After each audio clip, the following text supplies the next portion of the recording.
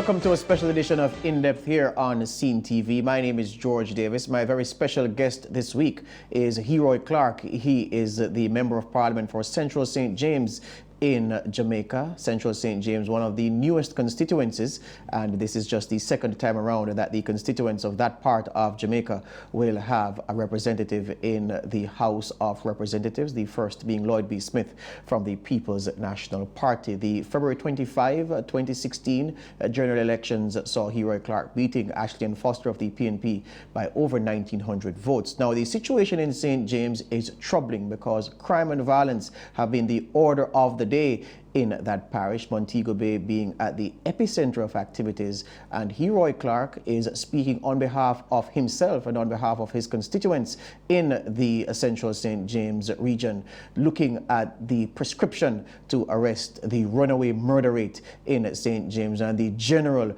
crime and violence, not just murders, that is affecting how things are flowing in that part of Jamaica. Welcome to In-Depth. Welcome to Scene TV, Heroy. Thank you very much, Mr. Davis. All right, so let's just be clear from the top that you are not here speaking on behalf of the Andrew Holness administration of which you are a part. You're speaking on behalf of your constituents and you're speaking in your capacity as a member of parliament. Correctly. All right, we have that straight. All right, let's look at the overall situation in St. James, Heroy, in your constituency. Crime and violence, people ask, what's causing it? First and foremost, we have to look at the demographics of the parish itself. My constituency, Central St. James, is the middle of the parish. It takes into consideration the major part of the township, and therefore you find the migration of persons coming in for whatever reason there is, and therefore you have to accept persons coming in. What has happened over the decade is that we have allowed certain things to escalate without putting a lid on it, and therefore we are now seeing what is happening. I think that it is at this point that we have to start, the authorities have to start look at a long-term process or program to stay the situation that is. And this is where agencies such as CSJP, PMI, the churches, schools, youth groups, communities, we all have to sit at one table. Because what you find is that each person will have a piecemeal idea of how to treat with the situation.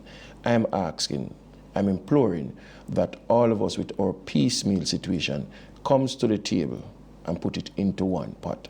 And therefore we come away from that with one program that will be implemented and will be carried out in different areas, because each person or each agency will have their role to play within that program. The pass through from Lloyd B. Smith to yourself, does that handover, or did that handover include a path to cooperation and collaboration among the various state agencies active in Central St. James, along with the other private entities that would have formed a partnership to provide opportunities for youngsters and perhaps provide an alternative to the gun?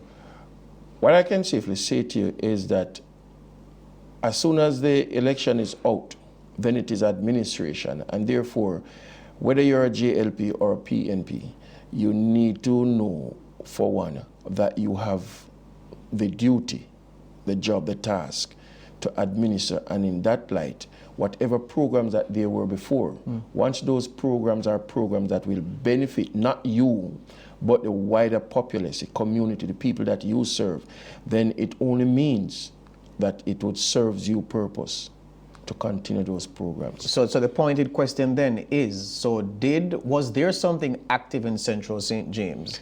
There was a small portion that you inherited? There was a small portion, because I know very well that my predecessor had a sports program in place, which I have inherited some funding from, and we have been using it as best as possible. But it needs a more holistic approach. It's not just sports by itself. It means that you have to get many, those who it did not capture, you have to find a way now to capture. So there was something there which you, while you acknowledge what was there, you're saying it was not comprehensive enough. Right. All right. That is my say. Good.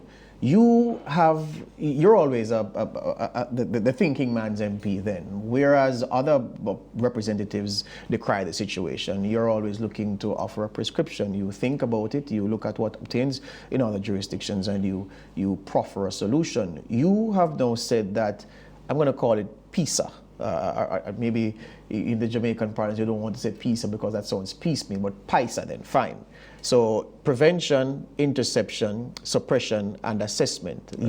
You've proposed a plan built on those four key areas, those four pillars.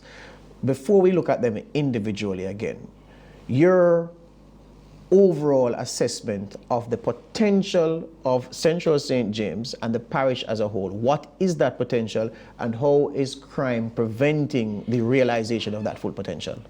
If we can get a holistic approach to the crime within St. James, if it starts within Central St. James, which is a township, and most of it is centered around the town, you'll find that it works just like a cancer. It spreads. So if the crime as it is now is spreading, then the prevention methods can spread just the same. So it means that we have to look at the four pillars and approach them. Firstly, prevention. Hold on, I don't want you to go there yet, because what I wanted to say is this. Based on what the level of commerce is now in Montego Bay, in Central St. James, based on the level of economic activity, based on the feelings that residents have about the communities they live in, 77 informal communities in that small space. So I'm saying, in terms of the potential, in terms of how different they can feel about where they live. Sorry. Yeah, in terms of how they can feel differently about where they live, and greater economic benefits to come.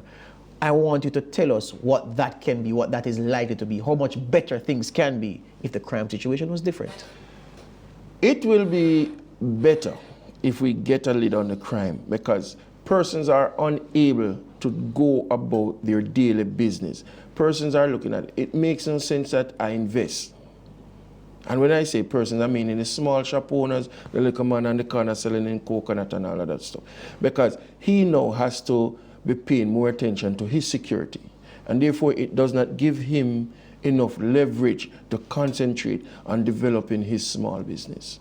So if we can capture in a plan, in a program, the crime situation, then it gives time enough for the little man to concentrate on his business. Because even within the market circle, you are there, and you have to pay more attention to preventing crime, your security, rather than paying attention as how to maximize your profit from your sales. Everyone seems to know the problems that contribute to crime in Montego Bay, in other parts of St. James. And yet here we are in January 2017, still baffling with the right approach to solving those issues. Since we know that lottery scamming has contributed significantly to the situation in St. James, the gang culture and everything, why is it that politicians, private entities, the ministers fraternal through the church, have failed to form that kind of partnership that will begin to effect change?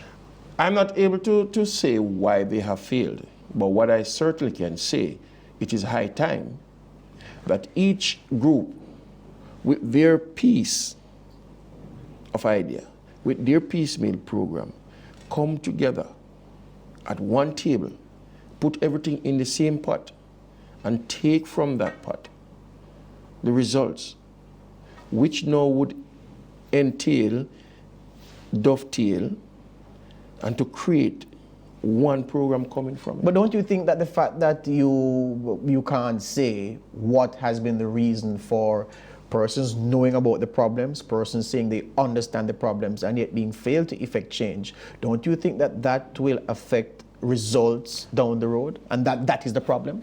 It will affect, but there are things that needs to be done. Firstly, I know, or I think I know, I need to speak out. That is one of our most severe problems. We're not speaking out. We're afraid that it's I am going to be reprimanded or I am going to be victimized, as the case is. But there's an old cliche, Jamaican, that says, today for me, tomorrow for you. Mm-hmm. And everywhere I go, I like to express it.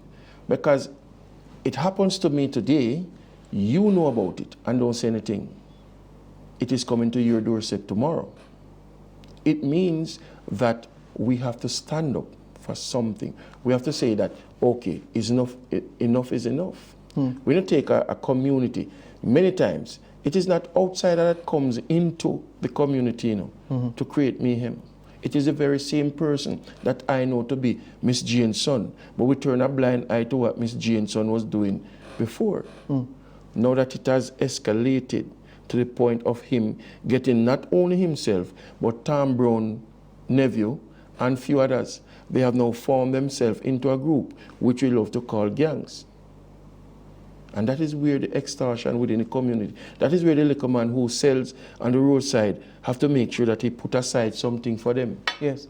But I'm suggesting to you, Heroy, that persons like yourselves, you have failed to adequately connect with your constituents to make them aware of their responsibilities as citizens. And I tell you, and I give you an example.